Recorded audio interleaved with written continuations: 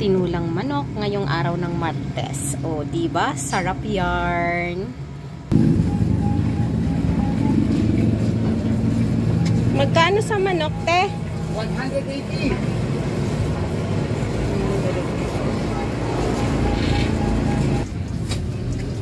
Ayan, paano nga, no? Ha? 140. Sige. Ibibiyan, may paano, papaya? Gusto mo hinog na hinog o yan? Huwag yung hinog. Kasi yan na lang kain pa lang. Hinog na hinog ba yun nandyan? Hindi, yung isa. Saka sibuyas.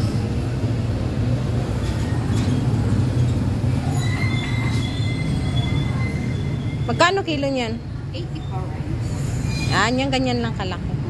Uy, ang ganda ng ampalaya, oh.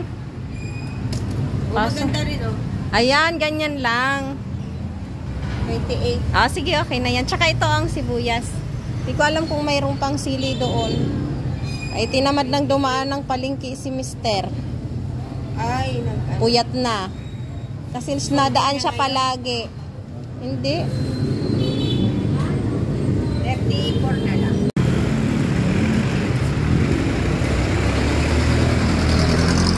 So, ayan mga ating, nagpainit na ako ng kasirola dito para ako ay magigisa na nga nitong lulutuin kong tinulang manok. So, mantika, kasi mainit na yung kasirola. Una ilalagay ay yung luya. Sunod ay yung bawang. Tapos yung sibuyas. Tapos, syempre mga ating, ilalagay na natin yung ano. Ipag-golden brown natin mga ating yung paggisa.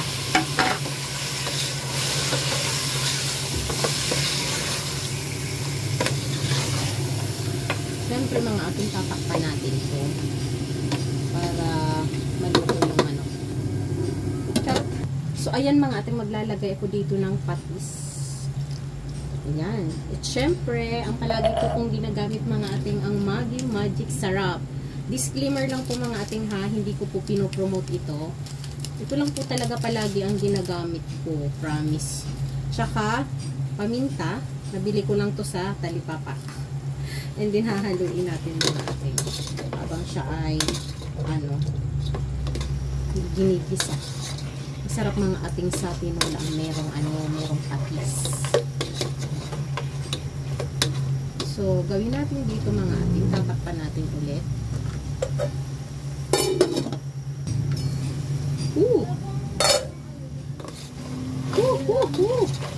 Nagluluto ka lang ako, anak.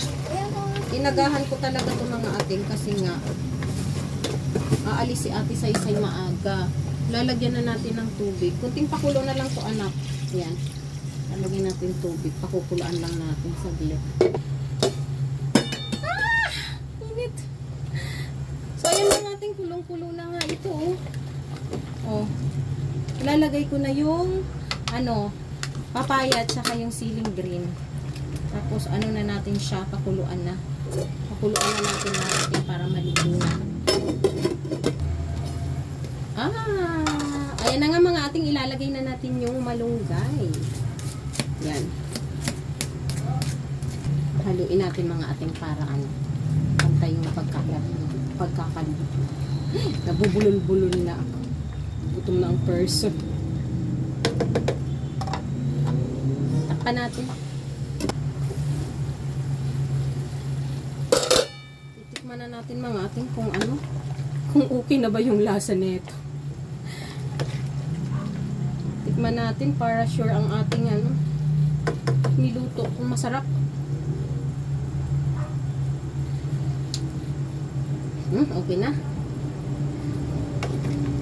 So, ayan, okay na itong mga ating, patayin na natin kasi para hindi siya malabsak yung ano, yung gulay. Ayan mga ating, maraming salamat po sa inyong panunood. Hanggang sa muli mga ating. Ingat po tayong lahat. Kainan na.